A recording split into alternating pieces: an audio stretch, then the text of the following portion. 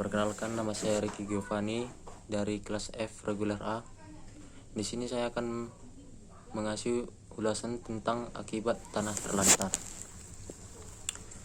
Akibat hukum dari tanah terlantar ditetapkan sebagai adanya pemutusan hubungan hukum antara subjek pemegang atas hak tanah dengan objek tanah.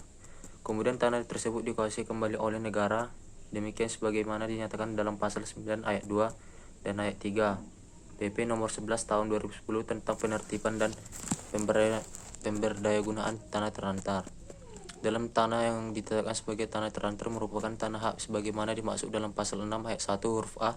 Penetapan tanah terlantar sebagaimana dimaksud pada ayat 1 memuat juga penetapan hapusnya hak atas tanah, sekaligus memutuskan hubungan hukum serta ditegaskan sebagai tanah yang dikuasai langsung oleh negara.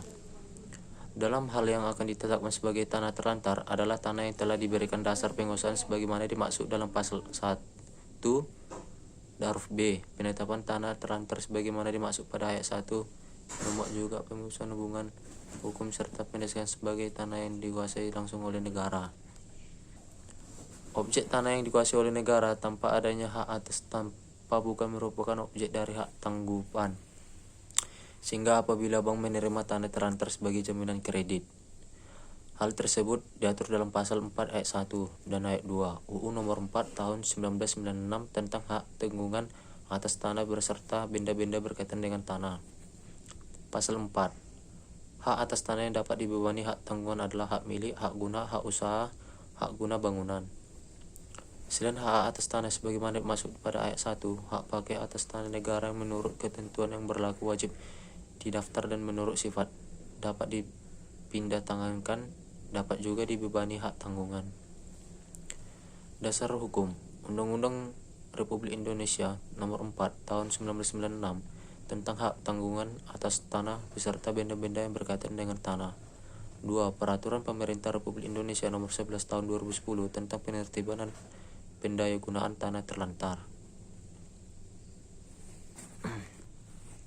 Tanah hak milik, hak guna bangunan atau hak pakai yang tidak dimaksudkan untuk dipecah menjadi beberapa bidang tanah dalam rangka penggunaannya tidak dipergunakan sesuai dengan keadaan atau sifat dan tujuan haknya sebagaimana dimaksud dalam pasal 3.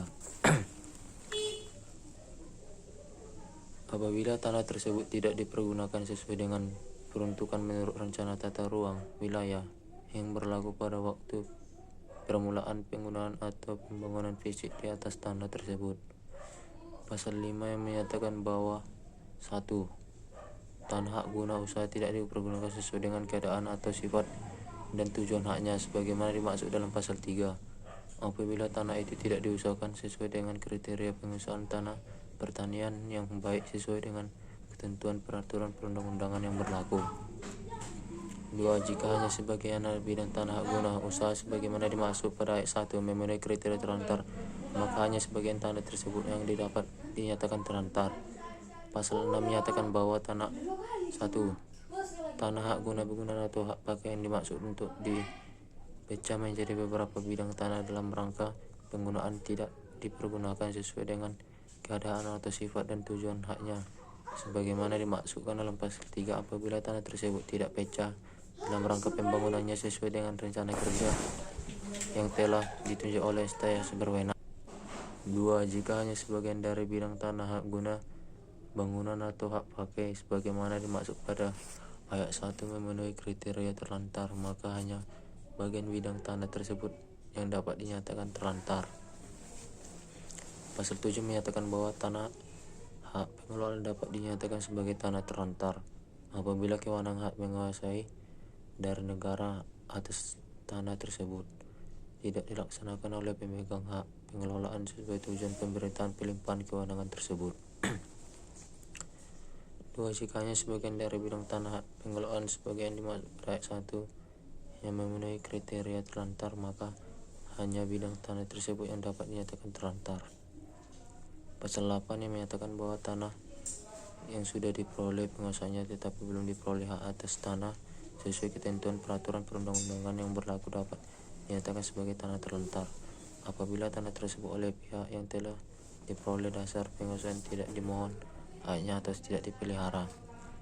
Sekian pengertian dari tanah terlantar. Terima kasih.